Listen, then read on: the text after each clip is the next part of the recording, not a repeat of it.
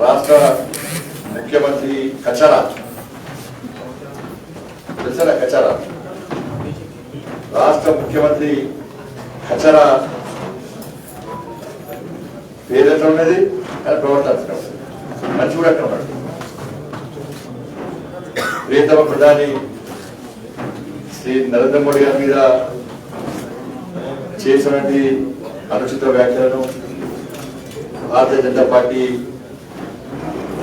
తీవ్రంగా ఖండిస్తున్నది. కచరా ఇప్పటికైనా కచరా బుద్ధులు మానుకోవాలని చెప్పి విజ్ఞప్తి చేస్తున్నారు. విజ్ఞప్తిగా హెచ్చరిస్తున్నాం. తూర్పానిష్ మాటలు గొప్పబాజీ మాటలు మాట్లాడి ఎన్నికలు రాగానే ఫ్రంట్ అంటారు, ఈ ఫ్రంట్ ఆ ఫ్రంట్ టెబుల్ ఎప్పుడు వేసుకుని మనం పోయినసారి మళ్ళీ దుకాణం సాధేశాడు. ప్రజల దృష్టి మళ్ళించడానికి మళ్ళీ ఫ్రెండ్ల పేరుతో ఢిల్లీ పోతాడు. ఢిల్లీ పోతే ఎవరు దిగలే. అక్కడ ఉంటే కుక్కనే కొట్టారు. మీకు ఊరు పోతే కుక్క కొట్టిన రానియలేరు. హీనమైన నీచమైన చెందిన రాష్ట్ర ముఖ్యమంత్రి కచరా. అందుకే తెలంగాణ కచరా సాధ్యాలనుకుంటున్నాం. మేము కచరాన్ని సాగిస్తేనే తెలంగాణ ప్రజలకు న్యాయం జరుగుతుంది. వేడు బెంగాల్ వేడు ఆయన రానేలే, మరి తమిళనాడు వేడు 2 గంటలు కూర్చోబెట్టారు. 5 నిమిషాలు మాట్లాడి చాలా కూడా అయ్యాలి. నీళ్ళు ఐదు పంపించారు. పేపర్ల మాత్రం ఇక్కడ హెడ్లైన్స్, రాష్ట్ర ముఖ్యమంత్రి కచరా ఢిల్లీ బెంగాల్ వేడు ఫలానా వ్యక్తితో చర్చలు జరిపిన హెడ్లైన్స్. తెలంగాణ మీద అబ్బాయి రాష్ట్ర ముఖ్యమంత్రి ప్రధానమంత్రి అనుకుంటారు. లాస్ట్కి ఏం కాలేదు. ఏదో గుడ్లో వెళ్ళే వెళ్ళక అనుకుంటే మనం తెలంగాణ ప్రజలు ఇంకా సెంటిమెంట్ కావాలి. గుడ్డ పెట్టుకుంది కానీ అంతమంది అమరవీరులు ఆత్మ బలిదానమే. వాళ్ళు మన కళ్ళగా అవుతున్నారు. నమ్మిన ఓట్లు వేస్తాం. ఏం చేసినామో అది తెలుసు. మన దేశ ప్రధానిని అంతే అంటున్నా. పెద్ద పెళ్లి రోజులు ఎవరు సాగుతారు. అంతకుముందు కోవిడ్ పడితే బాగా ఇచ్చేదా. అప్పుడు ఎవరో సోషల్ మీడియా పెడితే సిగ్గుందా మీకు? ఒక దేశ ప్రధాని గౌరవించే పద్ధతి ఏ మధ్య మాట్లాడదు.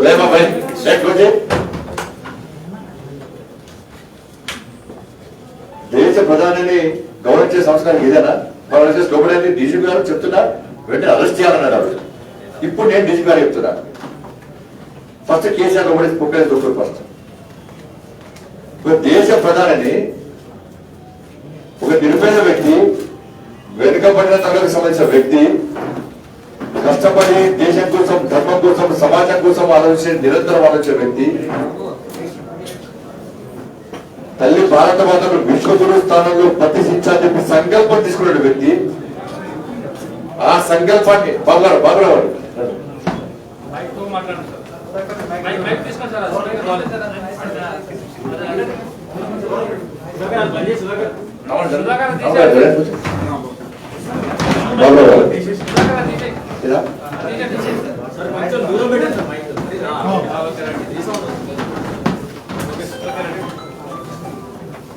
బడుగు బలిగా సంబంధించిన వ్యక్తి, తల్లి భారత మాతను విశ్వగురు స్థానంలో ప్రతిష్ఠించాలని సంకల్పం తీసుకొని ఎన్ని ఇబ్బందులు వచ్చినా అన్నిటిని తట్టుకొని ప్రపంచంలో ఒక శక్తివంతమైన భారతదేశ నిర్మాణం కోసం తాపత్రయపడుతున్న ఒక వ్యక్తిని, ఒక గొప్ప వ్యక్తిని రాష్ట్ర ముఖ్యమంత్రి అవమానించడం నిజంగా సిగ్గుచేటు. ఆయనకి ఎట్లా సిగ్గుంటది. సిగ్గులేని ముఖ్యమంత్రి. తెలంగాణ ప్రజలు సిగ్గుతో తలవాసుకుంటున్నారు. ఈ దౌర్భాగ్య ముఖ్యమంత్రి, దౌర్భాగ్య ముఖ్యమంత్రి తెలంగాణ రాష్ట్ర ముఖ్యమంత్రిగా మనం ఎన్నుకున్నాము. తెలంగాణ కాదు, ప్రపంచ వ్యాప్తంగా ఇతర దేశాల నుండి భారతీయులు కూడా, తెలంగాణ ప్రజలు కూడా అరే మా దేశంలో మోడీ గారి కింద గౌరవిస్తున్నది దేశం. కానీ మన రాష్ట్ర ముఖ్యమంత్రి సిగ్గు లేకుండా బలి తెగించి గౌరవప్రదమైన ప్రధానమంత్రి గారి మీద ఈ విధంగా అనుచిత వ్యాఖ్యలు చేయడం ఎంతవరకు కరెక్ట్ అని చెప్పి వాళ్ళు ఆలోచిస్తున్నారు. కానీ ఆయనకి ఆలోచన వస్తలేదు. ఛాయ్ అమ్ముకునే వ్యక్తి అట దేశాన్ని అమ్ముతున్నాడు, సంస్థలు అమ్ముతున్నాడు. ఛాయ్ పై చర్చ అని చెప్పి వేసినాడ. ఛాయ్ పై చర్చ కంటే మంది మీద చర్చ పెట్టుకుంటా మనం పెడతా. రేపటి నుంచి అన్ని బార్ల దగ్గర మందు పై చర్చ అంటే రాష్ట్ర ముఖ్యంగా కరెక్ట్ పనిచేస్తుంది. పెడతా రేపటి చదివేస్తాం. అన్ని బార్ల దగ్గర పోతాం, అన్ని మందు పై చర్చ, కేసీఆర్ ఫోటో పెడతాం, తాగుబోతు ముఖ్యమంత్రి ఇవాళ దేశ రాష్ట్రాన్ని మార్చాలి. ఈ రాష్ట్రంలో తెలంగాణ రాష్ట్రంలో మందుపై చర్చ పక్కా పెట్టాం. మందుపై చర్చ అంటే దేశం మొత్తం ఎందుకు పెట్టినంటే తెలంగాణ రాష్ట్ర ముఖ్యమంత్రి తాగబోతు ముఖ్యమంత్రి, అందుకే ఛాయపై చర్చ మంచి ఆలోచనతో దేశ ప్రధాని పెడితే దాన్ని విమర్శిస్తున్నాడు, హేళన చేస్తున్నాడు. కాబట్టి ఈయన పనిచేయాలి. కాబట్టి మందుపై చర్చ కరెక్ట్ పనిచేస్తాను అదే పెడుతున్నాడు. తెలంగాణ రాష్ట్రంలో అదే జరుగుతుంది. జిహెచ్ఎంసీ ఎన్నికల తర్వాత నీకు బార్లు పబ్లే పరిమితం పెట్టాయి రాష్ట్ర ముఖ్యమంత్రి. 30 కోట్ల మంది ముస్లింలుగా దేశానికి పంపిస్తారా? నిన్నైతే ఫస్ట్ తెలంగాణ పంపిస్తారు, గ్యారెంటీ రాదు. వాళ్ళు 30 కోట్ల గురించి ఆలోచించే రాష్ట్ర ముఖ్యమంత్రి, కచారా ముఖ్యమంత్రి బంగ్లాదేశ్ లో, పాకిస్తాన్ లో, ఆఫ్ఘనిస్తాన్ లో కోట్ల మంది, లక్షల మంది ఉన్నటువంటి హిందూ కుటుంబాలు ఈరోజు అడ్రస్ లేకుండా పోయినాయి. ఏమైనాయో ఒక్కసారి రాష్ట్ర ముఖ్యమంత్రి ఆలోచించి సమాధానం చెప్పాలి. బంగ్లాదేశ్ లో, పాకిస్తాన్ ఉన్నటువంటి హిందూ కుటుంబాలను అక్కడ ఇస్లామిక్ సంస్థలు, ఇస్లామిక్ ప్రభుత్వాలు హతమార్చి లేకుండా చేస్తే, హిందూ దేవాలయాలను దాడులు చేస్తే, హిందూ సంస్థలను పూర్తిగా అణిచేసే ప్రయత్నం చేస్తే రాష్ట్ర ముఖ్యమంత్రి కళ్ళ కనబడలేవని ప్రశ్నిస్తున్నాను. అందుకే సిఏఏ నీలాంటి డబ్బులు బదిగా ఉంటాయి కాబట్టి సిఏఏ పట్టించాం.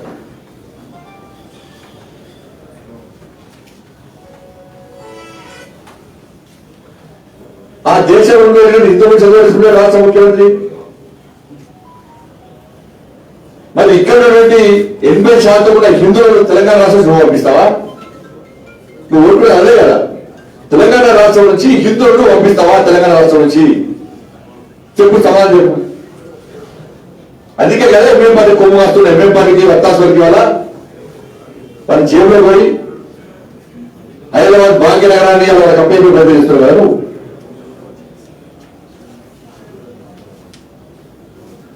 ఈ రాష్ట్రంలో హిందువుల పరిస్థితి చెప్పు నువ్వు ఫస్ట్ రాష్ట్ర ముఖ్యమంత్రి. అసలు ఈ రాష్ట్రంలో హిందువులు ఉన్నటిస్తావా, ఉండనివా? నువ్వు కోరుకునేది రాష్ట్రంలో, దేశంలో ఎవరున్నది కోరుకుంటున్నావు?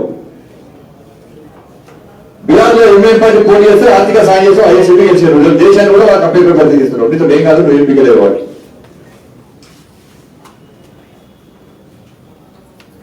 పక్క దేశంలో రాష్ట్ర ముఖ్యమంత్రి. ఇవాళ చైనా మీద యుద్ధం చేయక చతిగా పడిపోయారు భారతదేశం. ఇది అను రాష్ట్ర ముఖ్యమంత్రిగా మాట్లాడేది, ఇదే నన్ను నీ పద్ధతి లేదు. అంతకుముందు పుల్వామా సంఘటన తర్వాత మనం కూడా దాడులు చేస్తే, పుల్వామా సంఘటన తర్వాత పాకిస్తాన్ దాడి చేస్తే ఈగ వేసుకోలేదు, దోమ వేసుకోలేడు. లిస్టు వాళ్ళే పని పెట్టుకున్నారు కదా, పాకిస్తాన్ వాడు, బంగ్లాదేశ్ వాడు. ఇలా చైనా విషయంలో ఇంత హీనంగా మాట్లాడితే అసలు నువ్వు ఏ దేశం వచ్చి ఏ దేశానికి భక్తుడో చెప్పు. నువ్వు ఏ దేశానికి చెందిన భక్తుడు? నువ్వు ఏ దేశం గురించి ఆలోచిస్తున్నావు? ఏ దేశం బాగుండాలని కోరుకుంటున్నావు? నీకు ఇంగిత జ్ఞానం అక్కర్లేదు అడిగేవనా? అదే దేశ సరిహద్దుల గురించి, దేశం గురించి కూడా మాట్లాడేది హీన స్థాయికి దిగాలి. రాజకీయ లబ్ధి ఉండాలి. జిహెచ్ఎంసీ గెలవాలంటే హైదరాబాద్ అనేది దేశభక్తులు గడ్డ. నీకు ఏ చోటు అందరూ ఎట్లా వెళ్తారు? పాకిస్తాన్ కొమ్ముగాచోడు, బంగ్లాదేశ్ కొమ్ముగాచోడు, ఆఫ్ఘనిస్తాన్ కొమ్ముగాచోడు, చైనా కొమ్ముగాచోడు, వాళ్ళు ఓటేస్తారు. వాళ్ళు ఓటుతో గెలవాలనుకుంటున్నాడు.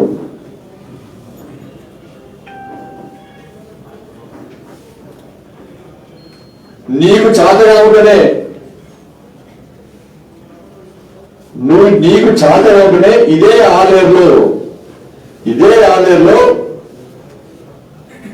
ఢిల్లీ నుంచి నిఘా సంస్థలు వచ్చి వికారుద్దీన్ అనే ఉగ్రవాదిని ఎన్కౌంటర్ చేసిన విషయాన్ని రాష్ట్ర ముఖ్యమంత్రి గుర్తుంచుకోవాలి.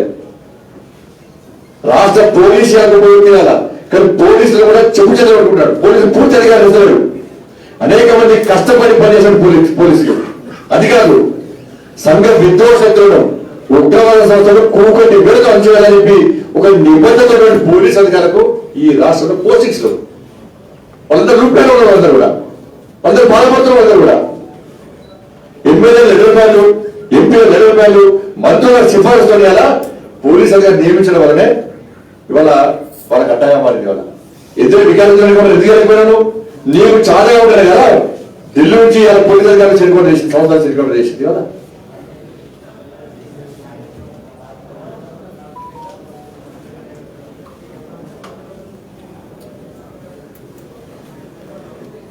మరి రాష్ట్ర ముఖ్యమంత్రి ఎన్నికలు వస్తాయని చెప్పి ఇష్టానుసారంగా దయచేసి మాట్లాడదు.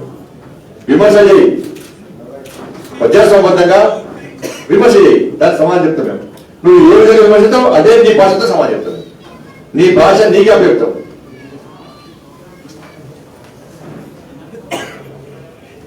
బీజేపీ 6 సంవత్సరాలు ఏం చేసింది? నువ్వే బీజేపీ మీరు పొడిచి చెప్పరాదు. 6 సంవత్సరాలు ఉంది, మొత్తం ఉన్నది. జిహెచ్ఎంసీ ఎన్నికల సందర్భంగా నువ్వు ఏం చేసావో నీ మేనిఫెస్టో మొత్తం రెడీ ఉంది. నువ్వు నీ వెబ్సైట్ డిలే చేసావు, సుమారు పక్క ఉంది. నా దగ్గర అందరి దగ్గర ఉంది. ఎంత అమాయకుడు రాష్ట్ర ముఖ్యమంత్రి అంటే టీఆర్ఎస్ వెబ్సైట్ తీసిపడేసింది. అందుకే పెళ్లి కలుసుకొని బాధపడుతూ ఉంటారు రాష్ట్ర ముఖ్యమంత్రి. అదే పెళ్లి చేసిందని ఉంది, పక్కా ఉంది. దీన్ని తయారు చేస్తున్నాం. రేపటి బిడ్డని బట్టలు ఇస్తారు, రేపటి చావు బట్టలు పిల్లి బజార్లో పడతాను. నీ సంగతి అంటావు. నీ నీచమైన చరిత్ర అసలు చరిత్ర మొత్తం రేపటి స్టార్ట్ చేస్తున్నాం. ఏం చేస్తాం? 6 సంవత్సరాలు పక్కా చేసినాం. 6 సంవత్సరాల్లో 370 ఆర్టికల్ రద్దు చేసినాం. అనేక సంవత్సరాలుగా కాశ్మీర్ కు ప్రత్యేక ప్రతిపత్తి కల్పిస్తున్నటువంటి 370 రద్దు చేసి కాశ్మీర్ భారతదేశంలో అంతర్భాగము. దేశంలో ఏ ఒక్క అంగుళాన్ని కూడా ఎవ్వరికి వదిలిపెట్టము, దేనికైనా తెగించి కొట్లాడతామని చెప్పి ఈ 370 ఆర్టికల్ రద్దు కోసం అనేక మంది వీర జవాన్లు ప్రాణత్యాగం చేశారు. అనేక మంది భారతీయ జనతా పార్టీ కార్యకర్తలు, పరివార క్షేత్ర కార్యకర్తలు ఎలా ఆత్మ బలిదానం చేస్తే నీలాగా అనేక మంది ఆత్మ వీరుల బంధాల వల్ల రక్తపు మరుగుల్లో తెలంగాణ రాష్ట్రాన్ని కబ్జా చేసుకొని దుర్మార్గ వ్యవస్థలో మోడీ అటువంటి వ్యక్తి కాదు. ఆ అమరవీరుల యొక్క త్యాగాలను గుర్తించి దేనికోసం ప్రాణత్యాగం చేశారో ఆ ఆశ నెరవేర్చడానికి ఎలా 370 ఆర్టికల్ 6 నెలలు రద్దు చేసిన విషయాన్ని రాష్ట్ర ముఖ్యమంత్రి గుర్తుంచుకోవాలి. అయోధ్యలో దివ్యమైన భవ్యమైన రామందిర నిర్మాణాన్ని ఎలా భూమి పూజ రాష్ట్ర దేశ ప్రియత పదాన్ని మోడీ గారి స్వహస్తాల మీదుగా చేసినాం. అనేక మంది కరసేవకులు. అది ఈ దేశంలో మెజారిటీ ప్రజలు ఎక్కువ ఉన్న దేశంలో ఒక దివ్యమైన భవ్యమైన రామోది నిర్మాణం రాముడు జన్మించిన స్థలంలో నిర్మించుకోవడమే ఇబ్బంది అవుతున్న తరుణంలో, అడ్డం వస్తున్న సందర్భంలో పూర్తి మెజారిటీ వచ్చిన తర్వాత 6 నెలల్లో అనేక మంది కరసేవకులు ఈ దివ్యమైన భవ్యమైన రామ నిర్మాణం కోసం కరసేవకులో భాగంగా మూర్ఖత్వపు ములాస్టింగ్ గవర్నమెంట్ చేసినటువంటి కాల్పుల్లో అనేక మంది కరసేవకులు ఆత్మ బలిదానం చేస్తే వాళ్ళను గుర్తించి దేనికోసం ఆత్మ బలిదానం చేసారో ఆ కరసేవకులుగా ఆత్మ బలిదానం గుర్తించి ఇలా దివ్యమైన భవ్యమైన రామందిర నిర్మాణానికి భూమి చేసింది తెలుసుకోసారి. ఇవాళ పాకిస్తాన్, బంగ్లాదేశ్, ఆఫ్ఘనిస్తాన్ లో హిందువుల మీద అలజడిగా జరుగుతుంటే తిరిగి తల్లి భారత మాతలో రక్షణ పొందడానికి దేశానికి వస్తే వాళ్ళకు స్వేచ్ఛ కల్పించడానికి, వారి భద్రత ఇవ్వడానికి వల్ల సిటిజన్షిప్ అమెండ్మెంట్ యాక్ట్ ఈ దేశంలో అమలు చేసినాం. ముస్లిం మహిళలు త్రిపుల్ తలాక్ నుండి ప్రత్యేక వాళ్ళు రూపొందించిన చట్టం వల్ల ఇబ్బంది పడుతున్న తరంలో ముస్లిం మహిళలు కాపాడడానికి త్రిపుల్ తలాక్ విధానాన్ని రద్దు చేసిన ఘనత భారతీయ జనతా పార్టీ. సంక్షేమ పథకాలు ఉండడం, అభివృద్ధి చెప్తాం. ఉజ్వల గ్యాస్ యోజన కింద గ్యాస్ నిర్మించడం, స్వచ్ఛ భారత్ మిషన్ పేరు మీద టాయిలెట్స్ కట్టించడం, ప్రధానమంత్రి ఆవాస్ యోజన కింద ఇల్లు కట్టించడం, అమృత్ కింద పైపులు ఇచ్చడం, 14-15 ఫైనాన్స్ ద్వారా నిధులు ఇచ్చడం, హరితారం చెల్లకు పైసలు మేమే ఇచ్చినాం, రైతు వేలకు పైసలు మేమే ఇచ్చినాం, జనతా యోజన ప్రారంభించడం, స్కిల్ ఇండియా మాదే, మహిళలకు రుణాలు ఇచ్చడం, రైతులకు రైతు సమాధానం ఇచ్చడం, ఆత్మ నిర్భర భారత్ ద్వారా దేశ ప్రజలు ఆదుకోవడానికి అనేక సంక్షేమ పథకాలు ఇచ్చడం, కోవిడ్ సమయంలో దేశ ప్రజలు ఆదుకున్నాం. మరి నువ్వేం చేసావు చెప్పి మరి లెక్క చెప్తే ఒక్కరోజు సరిపోదు, నేను చెప్తే ఒక సెకండ్ సరిపోతుంది. నువ్వేమిచ్చినావు, నీ సంక్షేమ పథకాలు ఏంటి చెప్పు. కేంద్రం ఏమిచ్చిందని మళ్ళీ చర్చ చేస్తున్నారా? కేంద్రం ఏమిచ్చిందో, కేంద్రం నిధులను, కేంద్ర సంక్షేమ పథకాలను, నీ సంక్షేమ పథకాలను, నువ్వు ఇచ్చిన నిధులను ఎక్కడికైనా చర్చ చేస్తున్నారా?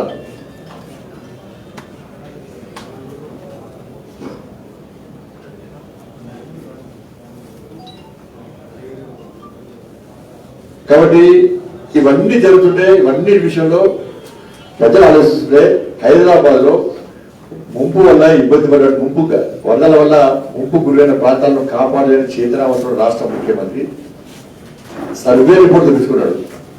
సర్వే రిపోర్ట్ లో గల్లీలో బస్తీలో వార్డులో బీజేపీ రావడంతో హైబద్దిన ముఖ్యమంత్రి, డిప్రెషన్ ఉన్న ముఖ్యమంత్రి, మతి తప్పిన ముఖ్యమంత్రి, ఖయాలు తప్పిన ముఖ్యమంత్రి, ఓషులు లేక సోలో ఉండి ఏది పడితే మాట్లాడుతున్నాడు. మేము కూడా ఫస్ట్ నుంచి కూడా 10,000 రూపాయలు సరిపోవు. ఇప్పుడు నేను హామీ ఇస్తున్నా. భారతీయ జనతా పార్టీ రాష్ట్ర అధ్యక్షుడు నేను హామీ ఇస్తున్నా. మీరు భారతీయ జనతా పార్టీ అభ్యర్థిని మేలుగా ఎట్టి మందిలో గెలిపియండి. ముంపుకు గ్రామీణ ప్రాంతాల్లో ఇంటికి 25,000 రూపాయలు మేము ఇస్తాం. పక్కా 25,000 రూపాయలు ఇస్తాం. నష్టం అంచనా వేస్తాం. ఏ ఇంటిలో ఎంత నష్టం జరిగింది, ఎంత నష్టం జరిగితే అంత నష్టాన్ని భారతీయ జనతా పార్టీ కేంద్రం నుంచి మేము నిధులుకెళ్తాం. మాకు మేయర్ పని, మాకు అభ్యర్థి పని ఎట్టి మీద గెలవబోతున్నాం. మేము మేయర్గా భారతీయ జనతా పార్టీ అభ్యర్థి మేయర్ చేతిలో కూర్చోబోతున్నాడు. మేయర్ చేతిలో కూర్చున్న తర్వాత తప్పకుండా ఇంటికి 20,000 ఇస్తాం. నష్టాన్ని పూర్తి స్థాయి అంచనా వేస్తాం. ఎంత నష్టం జరిగితే ఇల్లు పోతే ఇల్లు పండిస్తాం, బైక్ పోతే బైక్ పండిస్తాం, కార్లు పోతే కార్లు పండిస్తాం, ఫర్నిచర్ పోతే ఫర్నిచర్ పండిస్తాం. ఏది పోతే ఏది నష్టం జరిగినా కూడా ఇచ్చే బాధ్యత మాది. ఈ ముఖ్యమంత్రి 10,000 రూపాయలు పిచ్చ విషయాల ఈ సంవత్సరం క్యూ ఇచ్చాడు. నేను మహిళ చనిపోయింది. అసలు నీకు ఇచ్చే ఆలోచన అంటే నేను డీపీటీ చేయొచ్చు కదా. కేంద్రం రైతు సంబంధిస్తుంది కదా, గ్యాస్ సబ్సిడీ వస్తుంది కదా. ఆయనకి ఏం లేదంటే అప్పుడు ఇప్పుడే అకౌంట్ వేసే పైసలు లేవు, విద్యుత్ బిల్లు వస్తున్నది, మళ్ళీ రైతులకు నేరుగా అకౌంట్ పైసలు ఏమంటారు బీజేపీ. నా దుకాణం మూతపడుతుంది, ఇప్పటికే డిస్కౌంట్ పైసలు పెట్టాలి, అకౌంట్ ఉన్నాయి. కానీ ఏదో విధంగా ప్రజలు మోసం చేస్తున్నా, నమ్మిస్తున్నా, ప్రజలు నమ్ముతున్నారు ముఖ్యమంత్రి. ఇవన్నీ మాట్లాడుతుంటే రాష్ట్ర ముఖ్యమంత్రి స్థాయిలో వ్యక్తి నా పేరు మీద దొంగ లెటర్ పెట్టి చేసి, నా సంతకాన్ని పూజ చేసి, సంతకం వేరే పెట్టారు. చీఫ్ ఎలక్షన్ కమిషనర్ ఎవరైనా ఉంటారా? దానికి సంబంధం ఉందా? దానికి దీనివల్ల సంబంధం ఉందా? అందుకే ఎన్నికల కమిషన్ డిమాండ్ చేస్తున్నా, ఆ లెటర్ మీకు వచ్చిందా? అక్కడి నుంచి కాపీ వీళ్ళ ఎలక్షన్ వచ్చే కదా ఇక్కడ తెలంగాణలో. ఆయన నియమించుకునే ఎలక్షన్ కమిషనర్ కదా. ఆయన ఎంత నోటిఫికేషన్ చేస్తారు కదా, ఆయన ఎంత ఎన్నికలు చెప్తారు కదా. అవసరం వాయిదా కూడా ఇస్తారు అవసరం వస్తే. మరి బయలుదేరి ఏమని చెప్పండి. అసలు రాష్ట్ర ముఖ్యమంత్రికి ఎట్లా వచ్చింది, ఎక్కడ పెట్టి చేయించాడు, సంతకం రోజు చేయించాడు, ఇట్లా సంతకాలు ఎన్ని చేయించాడు. ఇలా ఒక పార్టీ లెటర్ గురించినట్టే తెలంగాణ రాష్ట్రంలో ప్రజల యొక్క ఆస్తులకు గ్యారెంటీ లేదు రాష్ట్ర ముఖ్యమంత్రి వల్ల. ఎంతమంది డాక్యుమెంట్ పెట్టి చేసుకోండి, ఇప్పుడు ఎన్ని ఆస్తి మార్పులు చేసుకుంటారు రాష్ట్ర ముఖ్యమంత్రి. ప్రజలు నమ్మకం వస్తుంది వాళ్ళు. ఎందుకంటే ఒక జాతీయ పార్టీకి సంబంధించిన రాష్ట్ర అధ్యక్షుడు ఎలానే పెట్టి చేసిండు, సంతకాన్ని పూజ చేసిందంటే, దాని వరకు నేను ముఖ్యమంత్రి ప్రెస్ మీట్ లో మాట్లాడిందంటే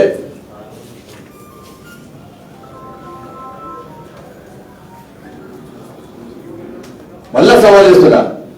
రేపు మధ్యాహ్నం రాష్ట్ర ముఖ్యమంత్రికి నేనే లేఖ రాసిన, నా వల్లనే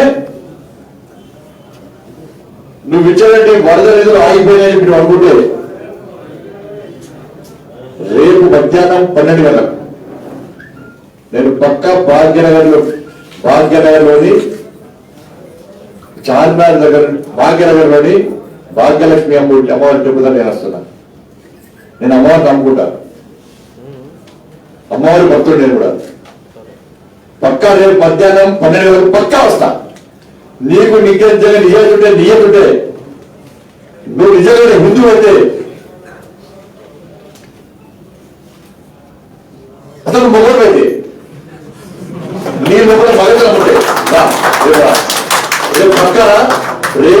మధ్యాహ్నం 12 గంటలకు నేను భాగ్యలక్ష్మి అమ్మవారి టెంపుల్ దగ్గరికి వస్తా. నువ్వు చేస్తావు ప్రమాణం, నేను చేస్తానా? నేనంటే సిద్ధం. నువ్వు సిద్ధమా చెప్పు, లేకుంటే నువ్వు క్షమాపణ చెప్పాలి. కాంగ్రెస్ ఎఫ్ఐఆర్ బుక్ అయింది. అందుకే ఫస్ట్ రాష్ట్ర ముఖ్యమంత్రి అరెస్ట్ చేయాలి. అరెస్ట్ చేయాలి, ఇంటర్వ్యూషన్ చేయాలి రాష్ట్ర ముఖ్యమంత్రిని. రేపు మధ్యాహ్నం ఎట్టి బస్సులో రాష్ట్ర ముఖ్యమంత్రి రావాలి. మన తూర్పాలు చేయాలి ఒక్కగారికి రైట్ హ్యాండ్ లెఫ్ట్ హ్యాండ్ పంపించి మళ్ళా దీని దృష్టి మళ్ళించే ప్రయత్నం చేయకు. రేపు రా మధ్యాహ్నం 12 తెలుసుకుందాం. బిడ్డ చుక్క చూపడతారు. భారతీయ జనతా పార్టీ కానీ భారతీయ జనతా పార్టీ కార్యకర్తలు ఇబ్బంది పెట్టే ప్రయత్నం చేస్తే నీకు ఏ విధంగా గుణపడని చెప్పాను ఆ విధంగా గుణపడి ఇప్పటికే సాధించింది. పోలీసు వాళ్ళందరూ కూడా బయట పేరుకొని మళ్ళీ బెదిరించే ప్రయత్నం చేస్తున్నారు. యువకులు ప్రచారం చేయకుండా ప్రయత్నం చేసే ప్రయత్నం చేస్తున్నారు. దుర్గాబాలు గది చేస్తానే గీదండి ఏదో మీలో గది అయితే పోలీసులకు విజ్ఞప్తి చేస్తాం. మేము పోలీసు వ్యవస్థ వ్యతిరేకంగా కాదు. ప్రతి భారతీయ జనతా పార్టీ కాదు డ్రెస్ లేని పోలీసుగా మేము భావిస్తాం. సంఘ విద్రోహ శక్తులను ఉగ్రవాద శక్తులు అడ్డుకునే విషయంలో భారతీయ జనతా పార్టీ కార్యకర్తలు పోలీసులకు అన్నా ఉంటారు తప్ప ఈ పిక్కీలు కూడా అన్నా ఉంటారు విషయాన్ని ఒకసారి గుర్తుంచుకోవాలి. పోలీసు అధికారులు పిక్కీలందరూ మంకిలే.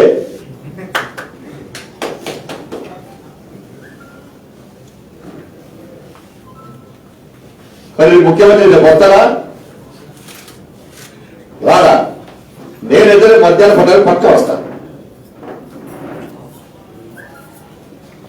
లేకుంటే నేను మాట్లాడేది తప్పు, నేను క్షమాపణ కొడుతున్నా, ఇంకోసారి తప్పు చేయ అని చెప్పి కనీసం క్షమాపణ కొడు. ఇది చెప్పకుండా అటు రాకుండా అంటే ఇంతకుముందు చెప్పిన విషయాలు ఇప్పుడు అడుగుతాను. దాని దగ్గర భావిస్తాం మేము కూడా.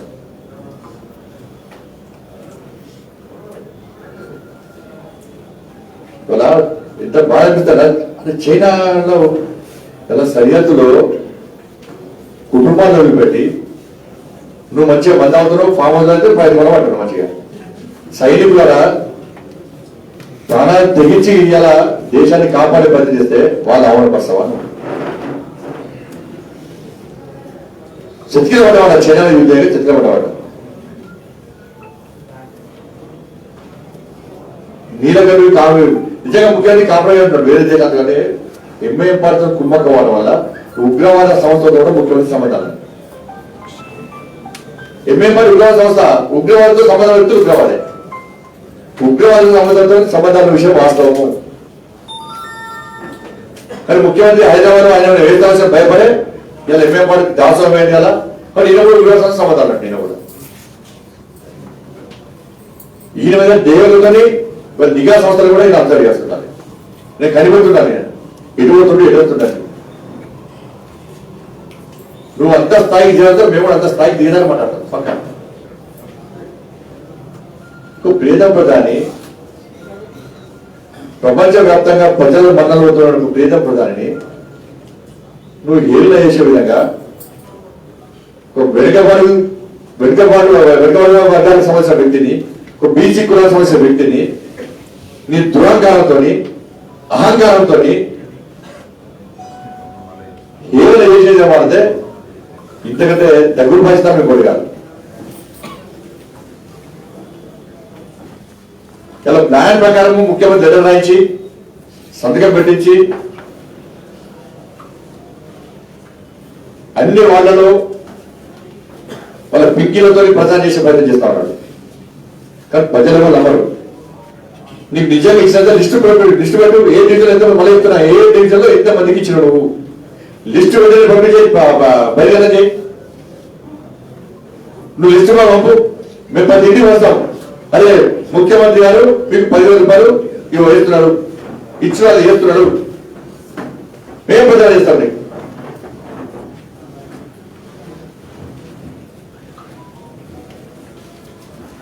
వీళ్ళు చేసిన ఇంటి రేటు 3 ఇంటి పన్ను 3 రెట్లు వచ్చేది. ఇంటి పన్ను కరెంటు బిల్లు వీళ్ళే పెంచింది. డిస్కౌంట్ పైసలు రావట్లేడు. కరెంట్ రాష్ట్రంలో ఉంటుందా పోతుందా గ్యారెంటీ ఎప్పుడు అవుతుంది గ్యారెంటీ లేదు. డిస్కౌంట్ 20,000 కోట్ల రూపాయల పైగా బాగా ఉన్నాడు. ఇది పైసలు కట్టకుంటే కరెంట్ ఎట్లా వస్తుంది, ఎట్లా సరఫరా అవుతుంది? డిస్కౌంట్ ఏ విధంగా ముందుకు పోవాలి, వాళ్ళ పరిస్థితి ఏంది? ఓసుగా మాత్రం కరెంటు కట్టుకోకపోయి డైరెక్ట్ లైన్ వేసుకుంటాడు. వాళ్ళ చాలా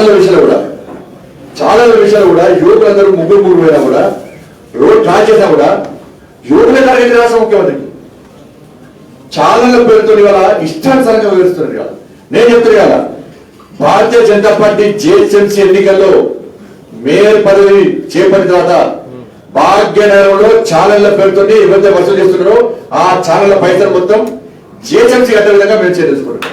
పూర్తి ఛానల్ మేము కట్టాం, 100% కడతాం మేము. ఎక్కువ యువకులే పాపం ఏదో కొడుకులు తన పిల్లలు కష్టపడి చదువుకుంటారని చెప్పి తల్లిదండ్రులు కష్టపడి బయటకు కొనిస్తే చేయని పడడం. కనీసం ఇక్కడ ఓచులు ఎంతమంది కడుతున్నారు? ఓచులు ఛానల్ ఎన్ని, నువ్వు ఎన్ని వసూలు చేస్తున్నావు, ఎన్ని ఛానల్ చేస్తున్నావు అంటే అక్కడ యువకులు అక్కడ మనుషులు బయట మనుషులు కదా. అన్ని రద్దు చేస్తాం, అన్ని చేసి పరంగా కట్టే ప్రయత్నం చేస్తారు. కడతాం కూడా.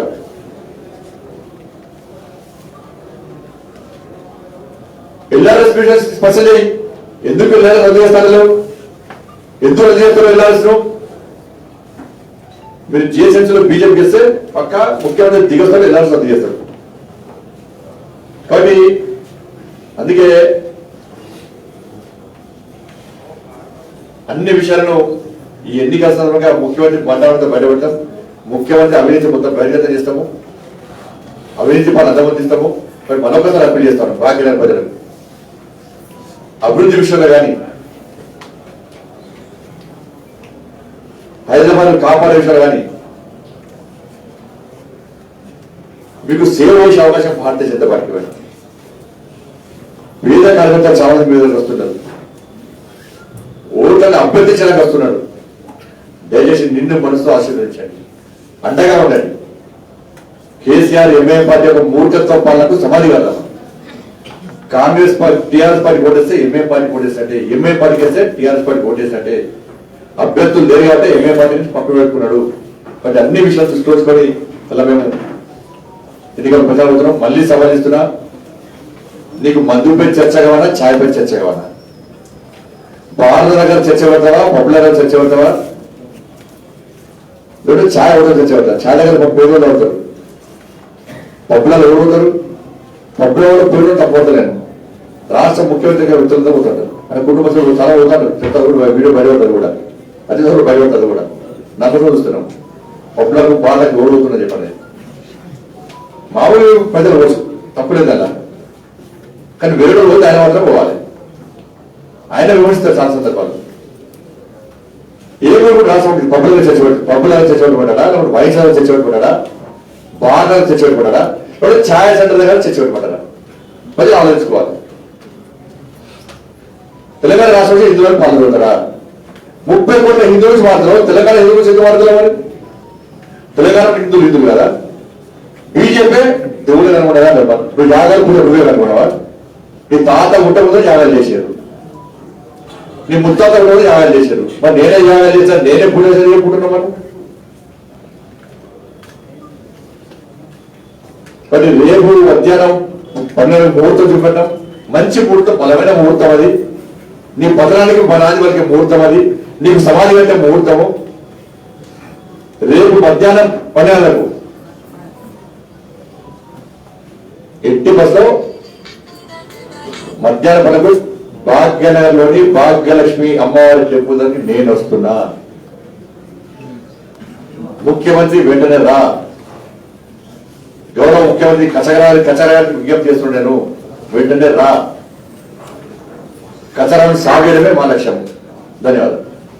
జనసేనతో పొత్తు ఉన్నది, పవన్ కళ్యాణ్ కలవడానికి వెళ్తాను. జనసేనతో పొత్తు మీరు మాకు విషయం మీకు తెలుసా? నాకైతే మెసేజ్ రాలేదు. నాకైతే మెసేజ్ రాలేదు.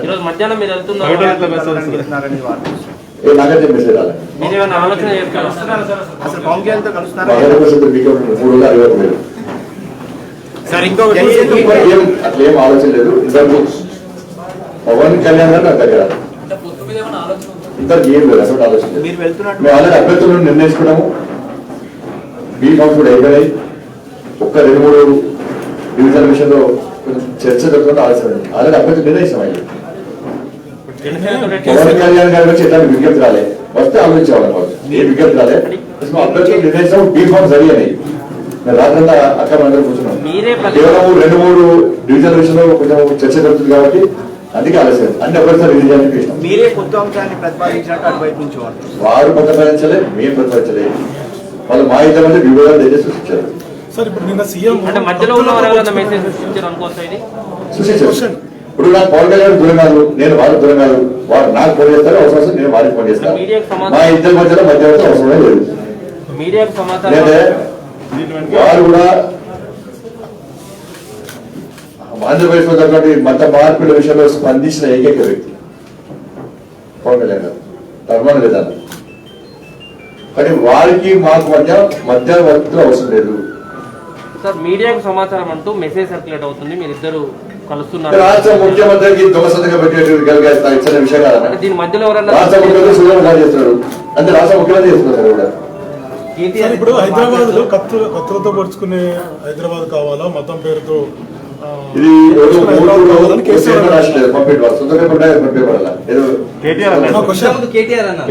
ప్రశాంతమైన హైదరాబాద్ కావాలన్నా లేకుంటే మతం పేరుతో ఉగ్రవాద సంస్థలను పెంచి పోషించే హైదరాబాద్ వల్ల, హైదరాబాద్ ఉగ్రవాదకు అడ్డాగా మార్చే హైదరాబాద్ వల్ల, దేశభక్తులకు నిలయమైన హైదరాబాద్ వల్ల ప్రజలు ఆలోచించుకోవాలి. వరదల్లో మీరు దేశంలో అధికారంలో ఎక్కడ పథకాలు జరిగినాయి, ఏ రాష్ట్రంలో పథకాలు జరిగినాయి? వరదల సమయంలో మీరు బయటికి రాలేదు, ఆ కార్యాలయం నుంచి బయటికి రాలేదని చెప్పేసి కేటీఆర్ ఒక కామెంట్ చేశారు. కర్నూలు కబోలు గారు వీడియో తెప్పించుకోండి, వీడియో సోషల్ మీడియా తెప్పించుకోండి. ఆయన ఎడవేడు, మన ముఖ్యమంత్రి ఎడవేడు, కేసీఆర్ ఎడవేడు. నిధులు ఇచ్చినట్టు కేసీఆర్ ఎన్ని ఇచ్చాడు? 600 కోట్లు. దేనికోసం మాపేసా కదా, 40 మాయ కదా, 550 కోట్లు మాయ కదా. ఆయన ఇచ్చిందంత ఇంకేంటి? హైదరాబాద్ కి 1 రూపాయి 550 ఇంకేం తోడించింది ఇవ్వనే లేదండి. మరి మేమే ఇచ్చింది. ఇవ్వలేదా? అసలు ముఖ్యమంత్రి ఏడమన్నాడు, ముఖ్యమంత్రి వరదలు వచ్చినప్పుడు దాదాపు డివిజన్ మేమే తిరిగినాం. డివిజన్ తిరుగుతున్నాయి పోయి రెచ్చగొడుతున్నాడు. ఇవి అన్నారు కదా, అంటే పోతున్నాడు కదా. వీడియోలు వస్తే అంటే బయట పంపుతా చూసుకోండి. సమయం రమ్మని చెప్పండి, ఎందుకంటే అది కూడా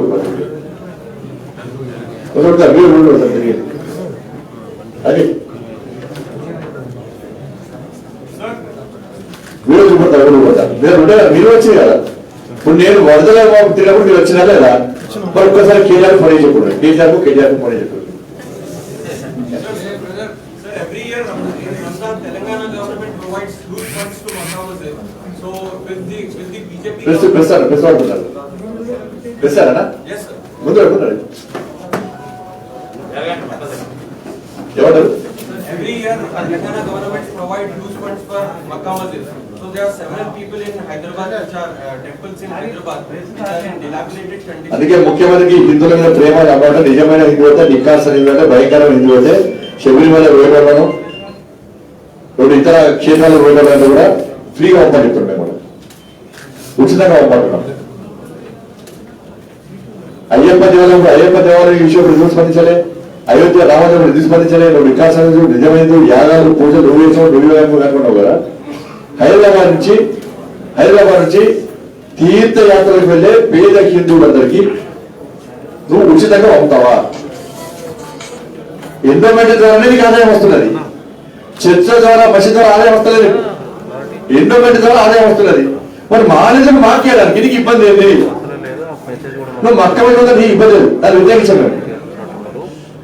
కానీ హిందువులు తీర్థయాత్రకు పోయే పేద హిందువులు వాళ్ళు ఫ్రీ. హైదరాబాద్ ఫస్ట్ అది ఈ తెలంగాణ పక్కన హైదరాబాద్ ఫస్ట్. రేపు సీఎం గారు రాలేదనుకోండి, నెక్స్ట్ టైం ప్రైవేట్ భవన్ పోతారా? మరి ప్రమాణం చెప్పినా కదా, సీఎం రాకుండా ఎవరితో చెప్పినా కదా, సీఎం రాకుండా ఎవరితో మళ్ళీ ఇప్పిస్తారు. ఉత్తరం రాసింది ఆయన, ఉత్తరము రాసిందని ఆయన కదా. బీజేపీ రాస్తున్నాయి, ఎన్నికల కమిషన్ డిమాండ్ చేస్తున్నాను. మీకు భారతీయ జనతా పార్టీ లేఖ రాసిందా? రాష్ట్ర ముఖ్యమంత్రి స్వయం అంటున్నాడు. ఆ లేఖను బహిర్గతం చేయాల్సిన బాధ్యత ఎన్నికల కమిషన్.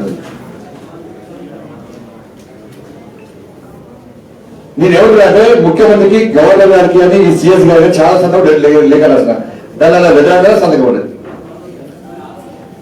మరి అది కూడా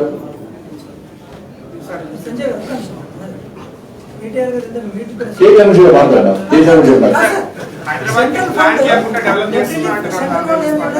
చూస్తాను ఒకటి ప్రెస్ మీటింగ్ గట్టిగా ఉంటుంది అందుకే ఇప్పుడే కదా అదే చర్చగా ఇప్పుడు నితీష్ చెప్పిన